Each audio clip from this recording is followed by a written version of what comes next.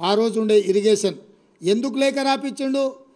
10/8/2020 నాడు ఈ Rayalaseema lift irrigation టెండర్లు తెలిసి ఒప్పందాలు ఈ లోపల అయిపోతాయి, మెగా కృష్ణారెడ్డికి కాంట్రాక్టులు కట్టబెట్టిన తర్వాత అప్పుడు పోయి మాట్లాడవచ్చులే అని చెప్పి కేవలం కమిషన్లకు లొంగిపోయి జగన్మోహన్ రెడ్డితోని చీకటి ఒప్పందం చేసుకొని 5 ఆగస్టు 2020 నాడు రివర్ మేనేజ్మెంట్ బోర్డు కేంద్ర ప్రభుత్వం పిలిచిన మీటింగుకు వెళ్ళలేదు.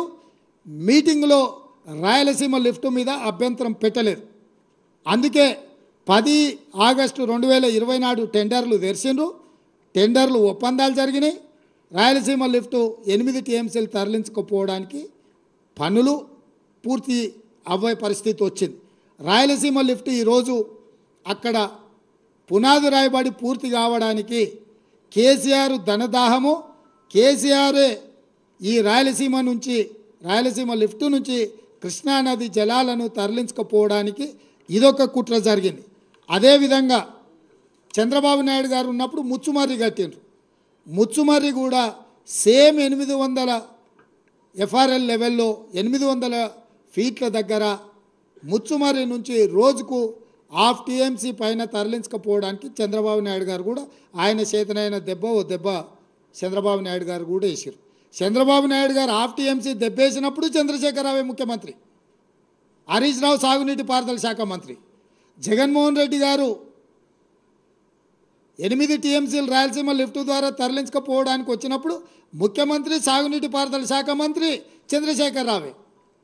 అంటే ఈరోజు దాదాపుగా 12-13 టీఎంసీల నీళ్లను, అది పోతిరెడ్డిపాడు కావచ్చు, రాయలసీమ లిఫ్ట్ కావచ్చు, లేకపోతే ముచ్చుమర్రి ప్రాజెక్టు కావచ్చు, ఇవన్నీ నీళ్లు తరలించకపోవడానికి 2004 నుంచి 2023 వరకు ఈ మొత్తం రోజులల్లా పోతిరెడ్డిపాడు రాజశేఖర రెడ్డి తీసుకుపోయినప్పుడు కేసీఆర్ కేంద్ర మంత్రి, హరీష్ రావు రాష్ట్ర మంత్రి, 2014 తర్వాత జరిగిన ముచ్చుమర్రి కావచ్చు, రాయలసీమ లిఫ్ట్ కావచ్చు, ఈ ప్రాజెక్టులను అన్నిటినీ మొదలుపెట్టింది, పూర్తి చేసింది, కృష్ణానది జలాలను తరలించకపోయింది చంద్రశేఖరరావు అధికారంలో ఉన్నప్పుడే, ముఖ్యమంత్రిగా ఉన్నప్పుడే ఈ మొత్తం తతంగం అంతా జరిగింది. అదేవిధంగా ఈరోజు నేను కొన్ని విషయాలను తెలంగాణ ప్రజలకు చెప్పదలుచుకున్నాను. కృష్ణానది జలాలు కర్ణాటక రాష్ట్రం నుంచి కృష్ణా బచావ్ ట్రిబ్యునల్ కేటాయించిన నీళ్లు మహారాష్ట్ర, కర్ణాటక, ఉమ్మడి ఆంధ్రప్రదేశ్ కేటాయించారు. తెలంగాణ రాష్ట్రానికి జూరాల ద్వారా మహబూబ్నగర్ జిల్లాలో కృష్ణానది జలాలు వస్తాయి. అదేవిధంగా తుంగా అండ్ భద్ర కర్ణాటక రాష్ట్రం నుంచి తెలంగాణ రాష్ట్రంలో ఎంటర్ అయ్యి సుంకేజ్ల దగ్గర మహబూబ్నగర్ జిల్లా అలంపూర్లోకి వస్తాయి, రాయలసీమ బార్డర్లో కర్నూలు.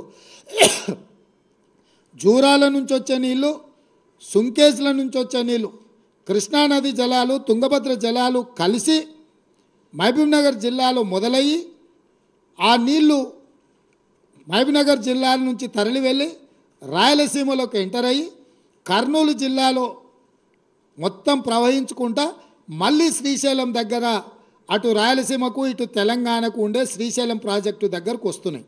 అంటే మహబూబ్నగర్ జిల్లాలో ప్రయాణమైన కృష్ణానది జలాలు, తుంగభద్ర జలాలు ఇక్కడ మొదలయ్యి ఇక్కడ నుంచి కంప్లీట్గా రాయలసీమకి వెళ్ళి రాయలసీమ నుంచి మళ్ళీ శ్రీశైలం దగ్గర అటు రాయలసీమ ఇటు తెలంగాణ సరిహద్దుల్లో శ్రీశైలం ప్రాజెక్టు దగ్గరకు వస్తున్నాయి. ఒకప్పుడు ఏ ప్రాజెక్టులు లేనప్పుడు శ్రీశైలం నీళ్ళు వదిలితే నాగార్జున సాగర్లో నీళ్ళు వదిలితే పులిచింతల. అంటే కంప్లీట్గా ఈ నీళ్లు కానీ ప్రాజెక్టులు కానీ పూర్తిగా తెలంగాణ చేతిలో ఉండే.